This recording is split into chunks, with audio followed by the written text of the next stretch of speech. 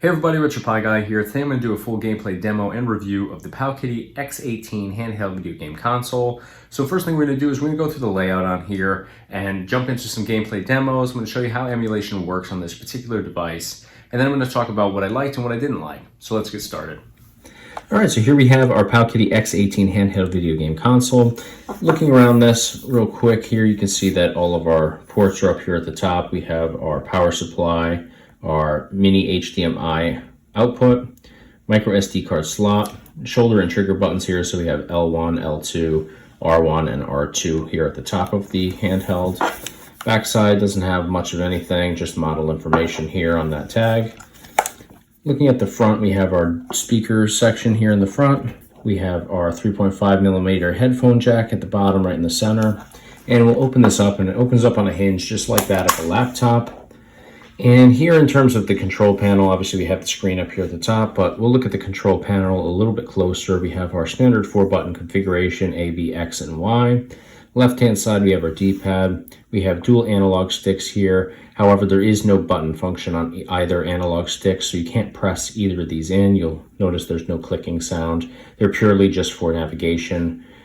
Here we have our start button, select button, volume control here, back button, home button, dead center we have our power button, and then we have this G button here, which I think just pulls up some settings here on the left-hand side. Looks like our on-screen mapping there. You can see that all of the A, B, X, and Y here, so you can actually use the touch screen for those. And then we have this, what is that? I guess you'd call it a rectangle or a square here with two lines through it. I think that's just a shortcut button.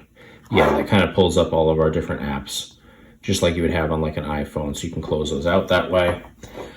So this is the initial screen that we come to once we boot up our system. So you can see most of your emulation here is going to be through HappyChick's app. Now there is a micro SD card slot, which we just saw on the top of the handheld device. So I'm sure you can put firmware on there and load games in that way. I haven't done that. I'm just going to be reviewing this off of just the stock setup here.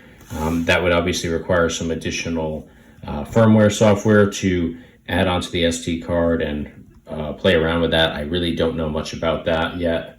I haven't explored that deep into that. So I'm just going to be walking through emulation in terms of what's already preloaded on here, utilizing that HappyChick app.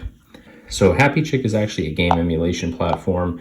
So if we go on here and select it, and this is a touchscreen as well, so you can actually, navigate just by going on here. So basically on HappyChick, we can just go over here to the search button, bottom left corner.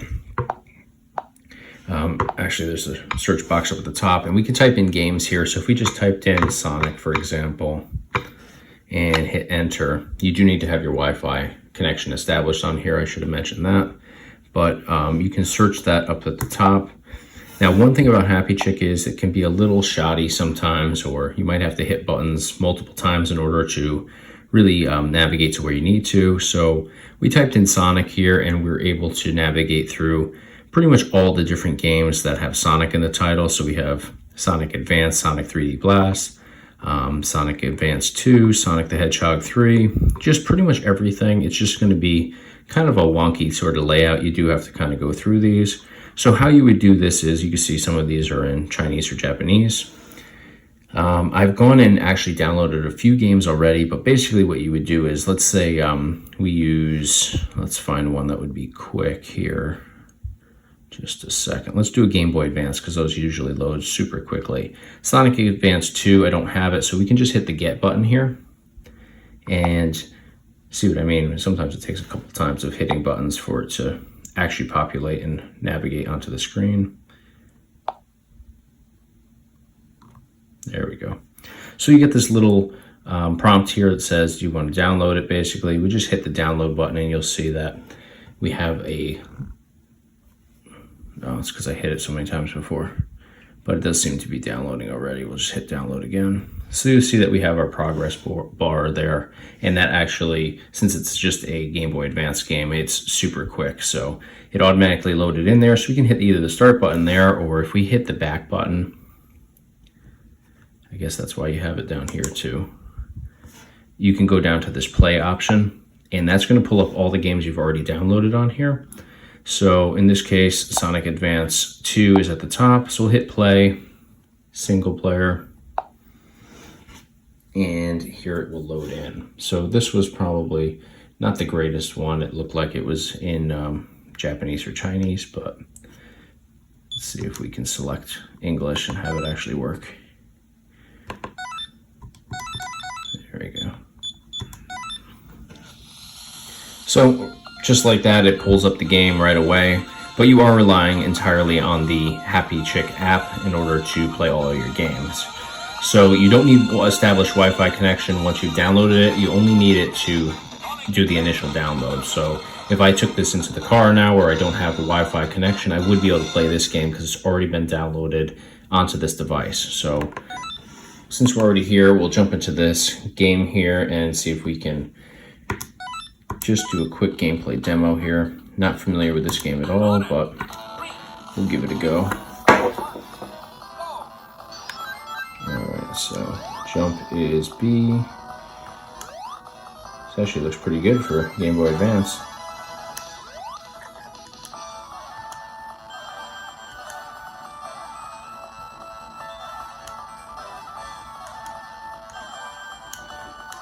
I'm used to the original Sonic the Hedgehog. This is a little different.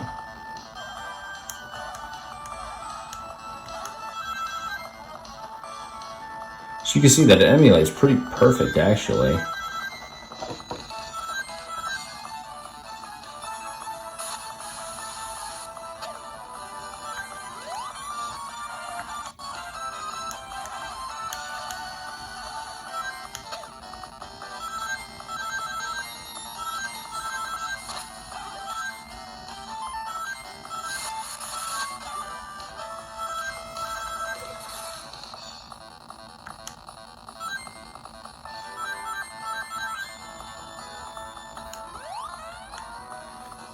So everything's working really nicely on here. I'm going to jump out of this game, so you can just hit start and select just like you would on like a RetroPie as a hotkey, and then you can, since this screen is totally touchscreen, you can just hit quit.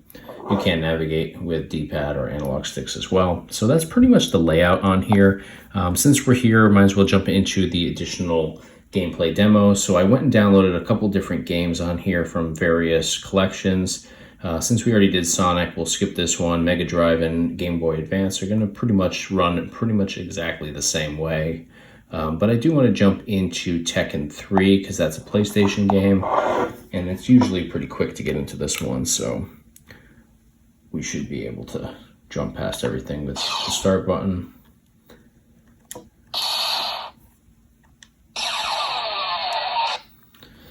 Alright, so I'm just going to do this for a couple seconds on here just so you can get a feel for how this emulates. Round one, fight.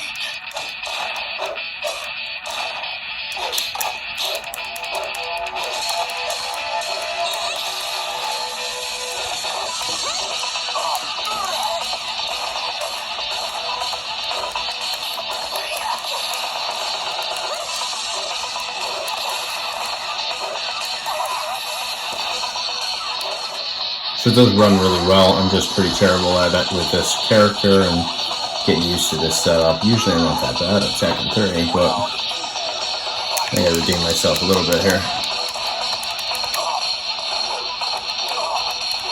So analog stick works pretty well. D-pad also.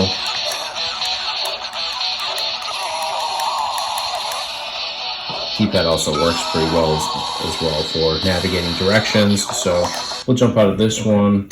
So I'm actually pretty familiar with Happy Chick. I used to have a JXD S192 Singularity that was really a great handheld device. I've done a video review of that one as well on the channel here, so you can check that out. But that did use Happy Chick pretty much exclusively on there by default, so I'm really quite familiar with the layout in terms of, you know, how everything runs on here.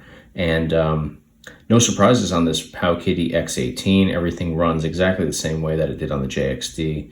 So there is this James Bond from Russia with Love for the PSP, which is pretty advanced for emulating, and it runs super well, I would say flawlessly, in fact. So I'm going to jump into this and just show you real quick how well it emulates. try to skip through all the initial videos here. So you will get this little notice at the top. It says running slow, try frame skip, and I'm going to show you exactly what that is in a moment. I'm not sure that we actually need it on this particular game, but I have found some games where you do need to enable that.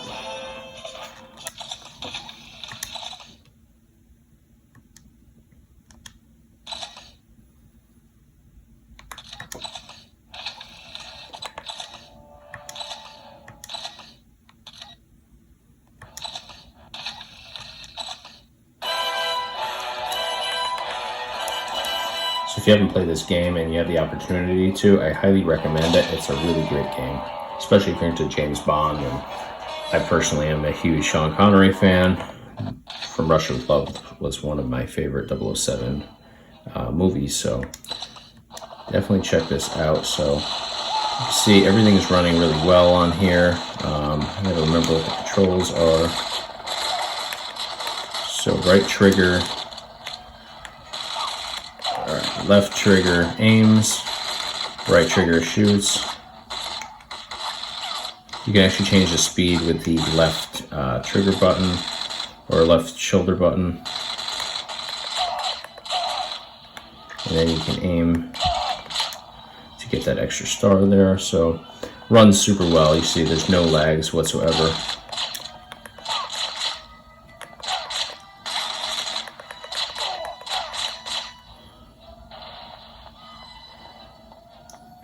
Just in him running, there's no frame skipping issues or anything at all. Just super smooth. So I'm going to jump out of this one. So actually, before I fully exit this ROM, I want to show you how to enable frame skip. You'd actually hit the back button here, and it's going to be this is how it'll work on PSP's emulator. You go into settings up here, and you'll see the frame skipping here. There'll be different numbers assigned to it, or it'll just be set to off. So I actually set this to 3 originally, so maybe I did need to go in here and customize this. And you can basically make adjustments according to how the game is running. So if you're noticing that it's really laggy or the frames seem to be stuttering a little bit, you can just either move this to higher numbers or lower numbers depending on how the game is emulating and how it's running. So definitely want to just kind of do trial and error until you find a sweet spot on here, and then just leave it at the one that works best. So not all games are going to be set to the exact same number. However, I do find that 3 works pretty well in PSP. So again, that's just the back button in here in order to get to your settings. So if I go back here to the main settings page, I can just hit exit to menu and then exit again. Brings me back to my happy chick screen with all my games. So that was the ultimate test for the most part on emulation on this device, because PSP is just absolutely the hardest collection to emulate on any handheld device or any device in general, really. So you can see that everything just works super, super well on this particular handheld. So that's pretty much all we're going to do in terms of the layout and gameplays here. So we'll jump out and talk about what I like and what I don't like about this particular handheld device. All right, so now that we've walked through all the control layouts here, we've gone over literally every function on this particular handheld device. And we've also gone into a couple different gameplay demos using the Happy Chick emulator app that comes stock on here. I will say that we didn't jump into additional apps or browsers. There's a lot you can do on here. You can surf the web on here. You can jump into Google Chrome. There's a whole lot that you can do, but I want to keep this review based around emulation. So with emulation on here stock, specifically, you're going to be using that Happy Chick app. So that's what I'm basing this review around. I'm not going to be talking about, if you were to figure out firmware and using the micro SD card slot on here. I haven't done anything with that. I have absolutely no idea how any of that works on this particular handheld yet. If I do end up exploring that, then I'll do a follow-up video. But for today's video, it's going to be purely off of what comes on here stock when you buy this from the manufacturer. So first thing I want to do is talk about the controls, and then we'll get into emulation with this. So first thing is the quality of the controls on here. The quality is actually really nicely done. Everything works super well. All the buttons work without binding issues or you know, if you're hitting the A button, it is hitting on track every single time. A lot of other consoles out there, you might hit the button 3 times and it registers 2 times. Not the case here. Everything works really well. D-pad is really nicely done. When navigating on that diagonal, you know, obviously you have the cross there. So if I'm trying to use one of the diagonal navigations, works super well, which is great. A lot of them don't. A lot of them can be raised up really high, so you have to push pretty hard with your thumb in order to navigate on those diagonals. This one just glides. It's really nicely done. It's a sleek plastic versus like a rubber or a thick plastic. It's really nice. I like it a lot. So analog sticks now. If you've seen my videos in the past on any handheld, you know that analogs are something that I just am drawn to right off the bat. My thumbs are instantly, you know, locked right on top every time I pick up any handheld. So it's just the first thing that I notice. In the case of these, I mentioned that they don't have the button function, so you can't press into them. Not a huge deal though. Not many of the retro video games that you'd be playing really utilize that, so it's not a deal breaker by any means. But in terms of the analog sticks, they are a little bit loose for my liking. They're actually decent quality. They're not super cheap analog sticks, but they are a little bit loose. And you know, that's just my personal taste. I like them a little bit tighter. Some people really like loose analog sticks, so it's not a knock on them. It's just worth mentioning. So what I mean by that is if we were in the 007 game, for example, when you're running around and moving James Bond to different locations, I find that you can be kind of overcorrecting when you're, you know, navigating to a specific area, or at least I am, just because I'm used to that tighter analog stick. So driving games on turns, sometimes you'll, you know, make a hairpin turn when you're trying to make just a mild turn, stuff like that. You figure it out over time, and you get acquainted with it a little bit better, and you find out the sweet spots. But worth mentioning, it is a little bit loose for my liking. Now, in terms of the control board layout, you'll notice that it is different than a lot of gamepad controllers and handhelds in general, because your analog sticks are located above your D-pad and A, B, X, and Y buttons. So it just takes a little bit getting used to. It's nothing to knock the system for. It's, you know, they're doing something original. Most of them are laid out. I have the Ambernick RG351P here. You'll notice that here exactly what I'm saying. Your analog sticks are below your D-pad and 4-button configuration there, whereas here they're above. So I'm just showing you the comparison there. Nothing against this. Again, just takes a little getting used to if you're used to the analog sticks being below. So the only knock that I have on the buttons here comes down to the R1 and L1 buttons. You notice that they're on a hinge back here. So I'm gonna get nice and close so you can see this. First, I'm gonna do the L2 and R2 buttons. You'll notice that they're just the standard straight down button. You know, you push it down, you can hear it click, nice feedback on there.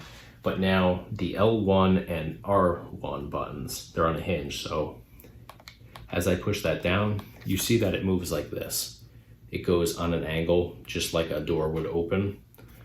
So the issue with that is when I hold this, my fingers automatically go right here. And I think this is where most adults' fingers are going to line up on here. Kids will probably be down at the tip, which is where you're going to find that they function the best. But if your fingers like mine land right up here and I go to pull that right trigger, I'm pushing down and it's a little bit awkward.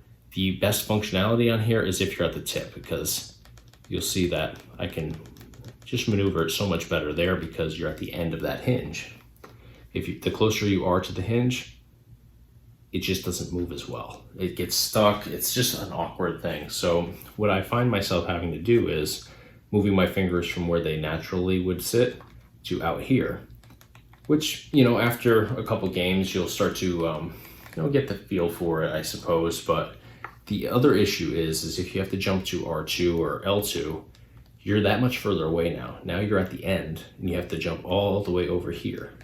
So, whereas if I was here, it's just a quick jump back and forth. Here, we're talking about almost an inch that I have to jump in order to hit that. So, as much as I don't want to say something negative about this, because I actually really like this handheld, that is something that I wish that you could change, because I just don't like hinge buttons. I really don't. I just think that they're awkward, and you know, it comes down to having key finger placement on there. And for the most part, you want a handheld that works for everybody, you know, regardless of your age and your size.